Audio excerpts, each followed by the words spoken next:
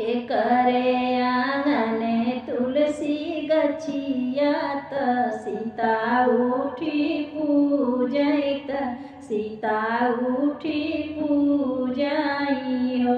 सखिया के करे गौशाला सुरभि गैयात सीता चारा डालैत सीता चारा डालाई हो।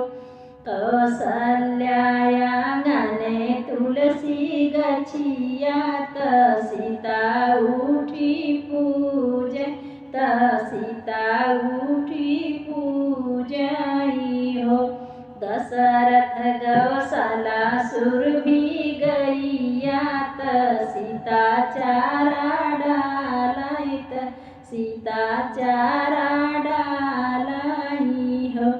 जौने दीना सीता चली बन के आंगने तुलसी रोई आंगने तुलसी रोई हो।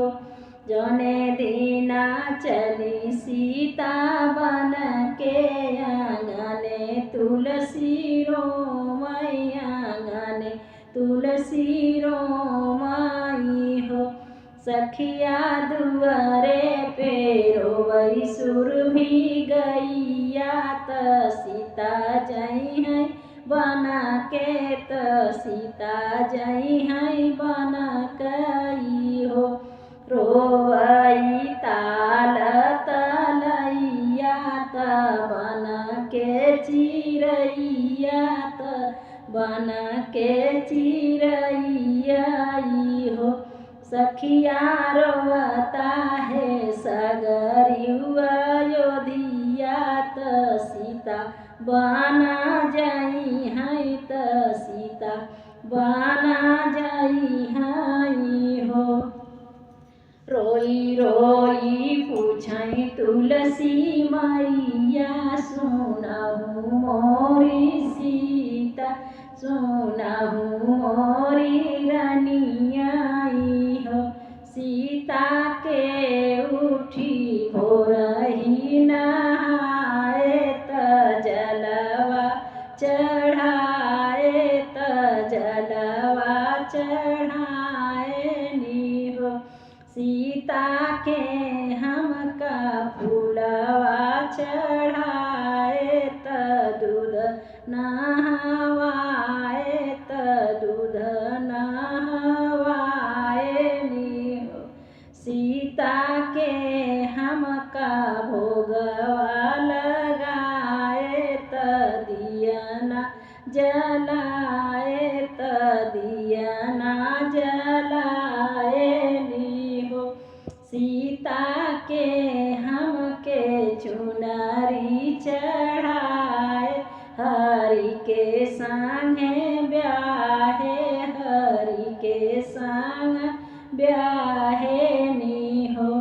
सीता के हमका सेनुरा चढ़ाए हरि न संग ब्याहे हरि के संग ब्याहे नी हो। रोई रोई बोलै सीता मैया सुनहु मोरी तुलसी सुनहु तुलसी रानियाई हो। सासु मोर भोरे उठी नहाई है त जलवा चढ़ई है त जलवा चढ़ई है हो। तुलसी सासु मोर फूलवा चढ़ई है त दूध नहवाई है त दूध नहवाई है हो। तुलसी सासु मोर भोगवा लगई है त दियना जलई है त दियना जलई है हो। तुलसी सासु मोर चुनरी चढ़ई है हरि के संग ब्याही है हरि के संग ब्याही हो। तुलसी सासु मोर सेनुरा चढ़ई है हरि के संग ब्याही है हरि के संग ब्याही है हो तुलसी जनमा जनमा तोहका पूजी है तोहर गुना